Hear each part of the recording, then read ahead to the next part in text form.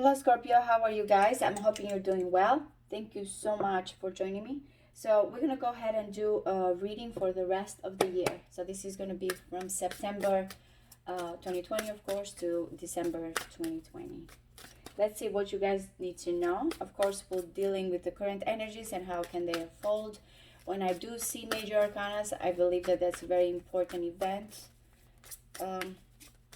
I mean, it's specifically depending, because we're going to do the horoscope spread depending which area of your life that is coming up. But let's see, Scorpio. There will be an extended for those that are interested. What does Scorpio need to know here? September through December 2020 horoscope spread.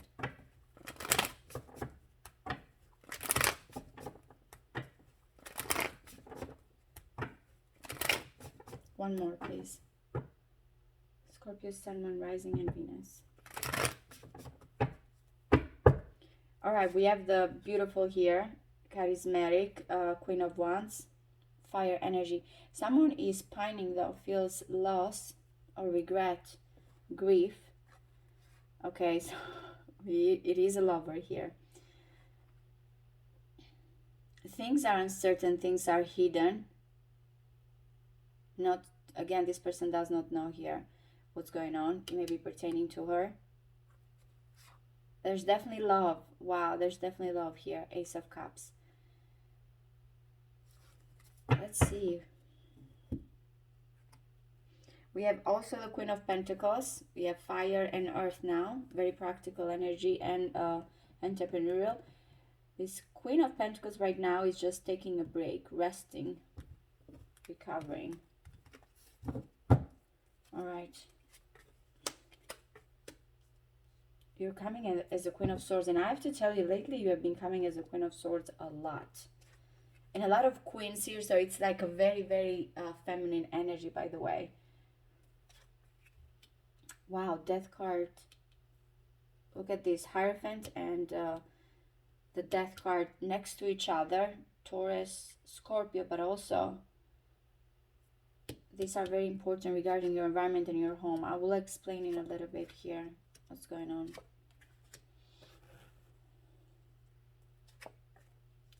Oh my goodness. The Devil in the 8th house, in the Scorpio house. The Queen of Cups. I mean, I've seen all the queens by now. The 8 of Swords and the Hermit. So someone is searching, or you're searching for this person, but the Hermit is finding the way here. Getting out of the isolation as well, we will see. Now this is very interesting, Scorpio.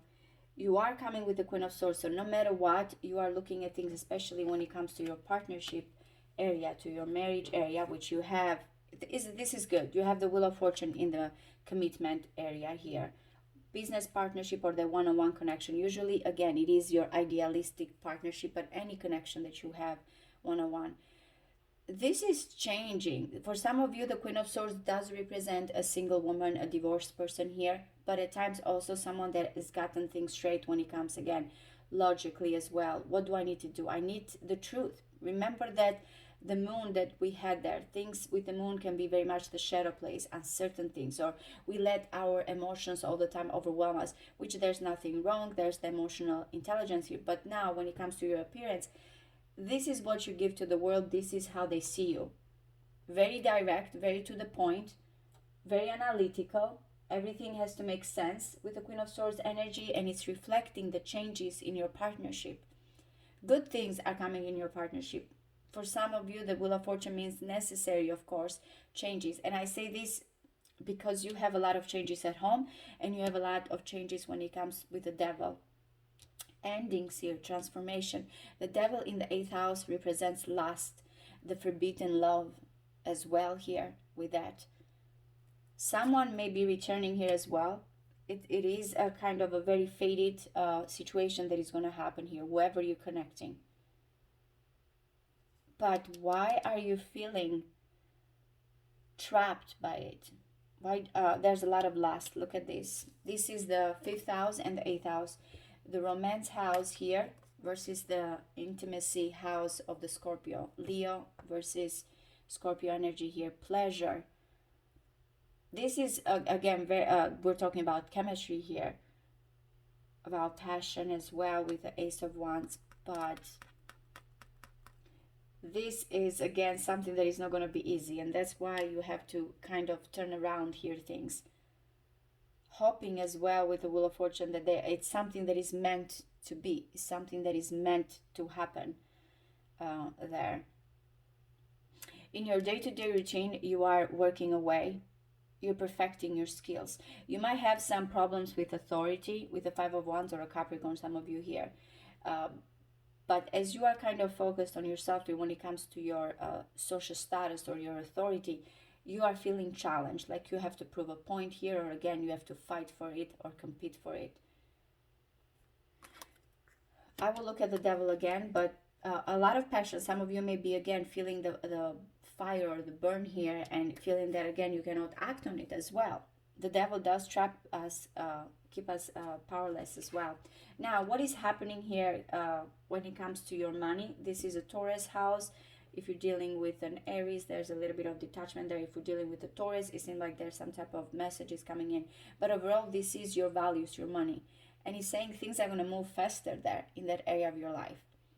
You might find yourself that, again, you want to spend more. It is Mercury in Sagittarius. You want to explore more ideas when it comes to how you see money. But again, positive movement for some of you. It may reflect, again, that good fortune with the Wheel of Fortune.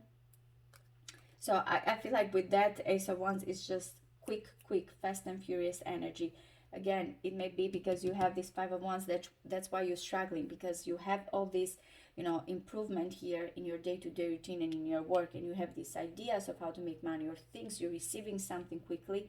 This is challenging your position here. Now, let's look at these two major arcanas, which you have a few here. The Hierophant and the Death card. The Hierophant is in your mind, in your environment. As I mentioned, Taurus versus Scorpio for some of you, but overall this is when it comes to faith versus the Death card, what needs to change. Your home and your relationship is going to change immensely here by the end of the year, Scorpio. Things are not going to be the same. But with the Hierophant, again, for some of you, it can be that you may be doing anything from the counselor here when it comes to the third house, is the house of communication. It may be a lawyer for some of you here that you're dealing with in the third house. But it means that something will end in your home or transform or change. I like the Hierophant in the third house because, again, it kind of gives you the same thing that you have of how you look at the world or your personality here or behavior. Both are very much, again, about factual information. This is the teacher, this is the guru. As I mentioned, this is the counselor, very traditional. What are my duties? What are my responsibilities? Also very spiritual. You might find yourself that you're looking at things in a spiritual way. But overall, I feel like you may be dealing with some type of contract here, marriage situation around your home, and this will change. The Death card, maybe because, again, I'm a Scorpio too, it does not scare me. It means, again, something has to change, especially something, again, that you've been looking for.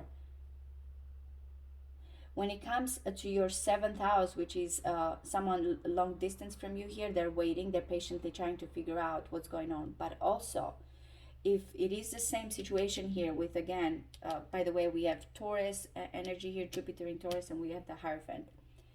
Whatever ideas here, whatever lessons, vows, promises here, you know that there's still more work to be done.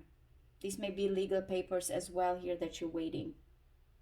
You're thinking about it. Again, you are asking for counseling, and you know that certain things have to unfold a little bit here methodically or slowly, patiently here. Now, the Queen of Cups, another queen here, is coming in the 11th house. If this is you, when it comes here to your visions for the future, your friendship here, even social media, networking, you are very much going with your intuition. This may be some of you, the person that you are attracted, and you're going to meet her through social groups. The Queen of Cups. It is in the air element, the Aquarius house, by the way, for those that need to know. But I look at her that she wants to offer something. She wants to open up. That's what is going on with that Queen of Cups energy there. I want to take a chance. Now, this is interesting because First of all, I want to look at these two eights together. As you are kind of focused in your work here and you're perfecting, 8 and 8, by the way, perfecting or improving whatever it is that it comes in your routine or your work situation. You got that part. But when it comes to your subconscious or to your feelings, it's like you feel trapped or you feel like you cannot open up or do something. It's very, by the way, it's like opposition of each other here. Subconsciously, and I think some of you, because it's that water element, we have Scorpio, Pisces here, and we have the death card in the Cancer house. What do you feel like, again, this is you or someone here, this is a secret house, someone that kind of feels like I cannot communicate, I cannot open up, I cannot take chances. You might have a hard time trusting your intuition here. It's going to be very important with the 12th house to be guided by your intuition, to let yourself feel. It's hard to have such a air element in a water house, because it's like kind of putting boundaries for you. It doesn't let you open up.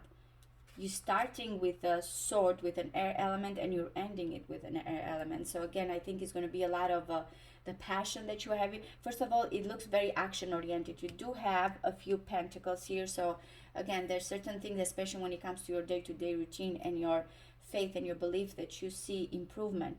But overall here in all the houses, I feel like it's all about, I want to act quickly, I want to act impulsively. Maybe maybe it's not true. Maybe you're going to find that things are happening for you a little bit aggressively. And again, you cannot kind of help yourself. You're just trying to look at it in a detached, cool, or again, logical way with the Queen of Swords. But that is what is kind of going on with all this fire that I see here. All the passion, all the action, entrepreneurial for some of you. Now, for the ones here that have this good fortune or things turning here with your partnership, very well, if this is you or the person that you are connecting with, this may be, again, starting as friendship with the Wheel of Fortune. This may start someone, again, as platonic friendship, or you know this person through the collective. But I feel like this is a beautiful combination going on here. I will say, guys, the biggest thing here that, and again, as I said, the Queen of Wands, it's kind of looking in a new direction or trying to find their way here. It's very important with the Hermit. But the biggest situation is that your environment here, you're going to feel certain tradition or duties or vows, kind of keeping those. And again, that's the Devil here has a hard time.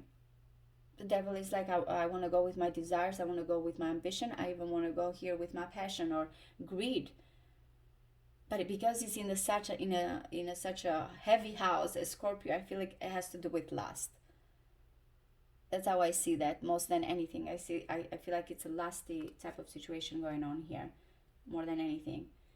But as you feel like that spiritual strength here, or counseling, or again a new direction. Look at how much spirituality we have, by the way, with both these two. A lot of wisdom being here in your environment and in your mind. As I mentioned, teaching here, this will change how you look at your family or your roots or your foundation. And then we have these two, fiery energy, very quick. Your pleasure in a way with the second house, because it's like how it's ruled by Venus. How we like to be pampered, how we like, again, to be loved as well. Very possessive. All have fire. Earth element here, it's very slow. Well, you're acting quickly. And then we have the Leo, of course, house here, which the Ace of Wands is perfect. The inspiration as well, because we're talking about creativity. You might find yourself very creative to make things, and this is why you have that working away. Inspiration, creativity, passions coming in. The obsession here is something, again, that you might need to fight or feel trapped by it. It's subconscious, it's within you. This both can be very secretive. No one sees this. They don't see this. They see this. The Queen of Swords. Ready with the sword here to cut off. But this is what's happening behind the scenes. It may be a person here, a situation that is keeping you still, craving or longing or holding on there. We will see in the extended, for those that does resonate with this reading, what's going on a little bit further. We'll just clarify one more. But I do appreciate you guys, and thank you so much. Bye-bye.